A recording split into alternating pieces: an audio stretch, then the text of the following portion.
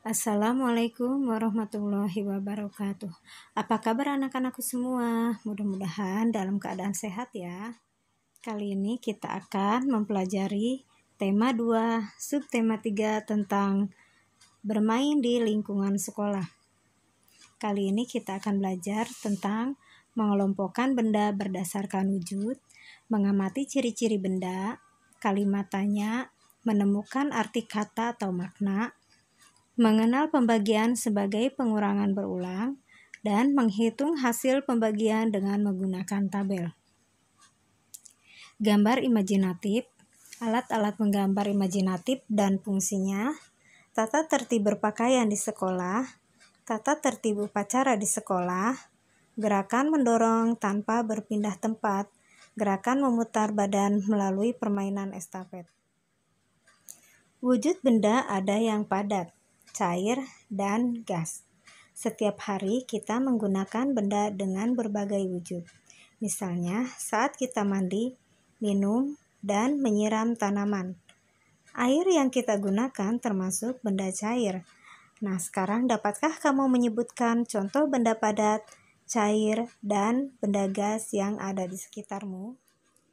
Contoh benda padat di antaranya yaitu ada lemari, kursi, meja, pensil. Sedangkan untuk contoh benda cair yaitu madu, sirup, minyak, kecap, dan air. Sedangkan untuk contoh benda gas yaitu udara dalam balon, gas di dalam tabung, dan asap. Ciri-ciri benda. Untuk ciri-ciri benda padat yaitu bentuknya padat, tidak dipengaruhi wadahnya. Untuk ciri-ciri benda cair yaitu selalu mengikuti wadahnya, mengalir ke tempat yang lebih rendah. Kemudian ciri-ciri benda gas yaitu mengisi seluruh ruangan, selalu bergerak ke segala arah. Sekarang kita akan belajar kalimat tanya. Dalam memahami isi cerita, akan lebih mudah jika kamu banyak tahu arti kosakata di dalamnya. Selain itu, rumus menjawab adik Simba juga dapat membantu memahami isi cerita. Apa sih adik Simba itu? Adik Simba yaitu kepanjangan dari apa, di mana, kapan, siapa, mengapa, dan bagaimana. Kalimat tanya biasanya diakhiri dengan tanda tanya. Selain kata tanya, kita juga akan belajar makna kata. Bermain, makna katanya yaitu melakukan sesuatu untuk bersenang-senang. Istirahat, makna katanya berhenti sebentar untuk melepaskan lelah. Bersama, makna katanya berbarengan atau serentak. Halaman, makna katanya pekarangan rumah. Kelompok, makna katanya kumpulan. Sekolah, makna katanya lembaga tempat untuk belajar mengajar. Nah, sekarang kita akan belajar matematika, mengenal pembagian sebagai pengurangan berulang, dan menghitung hasil pembagian dengan menggunakan tabel. Nina dan teman-temannya bermain lempar bola. Ada 8 anak akan bermain lempar bola. Pemain akan dibagi menjadi 4 kelompok. Setiap kelompok anggotanya sama banyak. Nah, bagaimana cara membagi kelompok tersebut? Mula-mula ada 8 anak. Nah, karena dibagi menjadi 4 kelompok, maka 4 anak membentuk kelompok masing-masing. Nah, perhatikan gambar di bawah ya. Sedangkan untuk bentuk pembagian atau pengurangan berulangnya yaitu 8 dikurangi 4 dikurangi 4 sama dengan 0. Karena ada 2 kali pengurangan sampai habis, maka dapat dituliskan 8 dibagi 4 sama dengan 2. Contoh lainnya yaitu Made, Tony, Joni sedang bermain kelereng. Mereka mempunyai kelereng sama banyak. Jumlah seluruh kelereng mereka 27 butir. Berapa banyak kelereng mereka masing-masing? Tuliskan bentuk pengurangan berulang, pembagian, dan perkalian berdasarkan cerita di atas.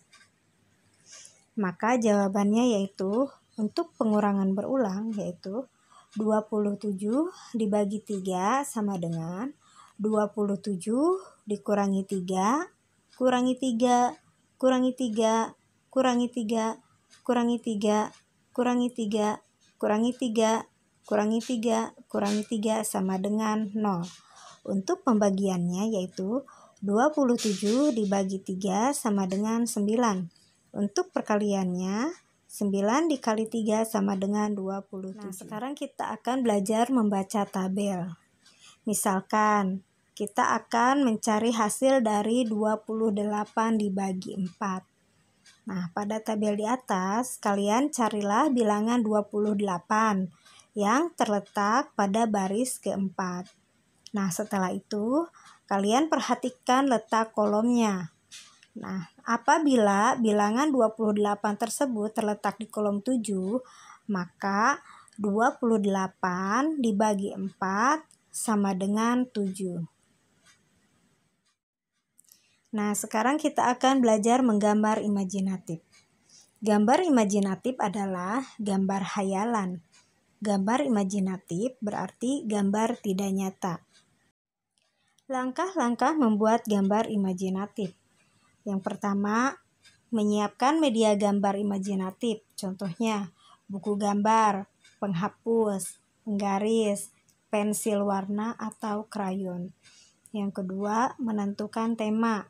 Yang ketiga, menentukan gambar imajinatif sesuai tema. Yang keempat, membuat sketsa gambar. Yang kelima, mewarnai gambar.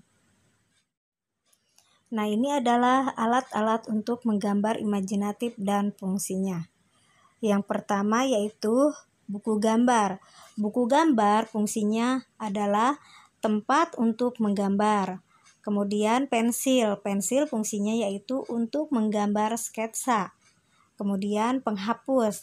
Penghapus yaitu fungsinya untuk menghapus gambar sebelum diwarnai apabila ada kesalahan. Kemudian pensil warna. Pensil warna yaitu fungsinya yaitu untuk mewarnai gambar. Sekarang kita akan belajar tentang tata tertib berpakaian di sekolah.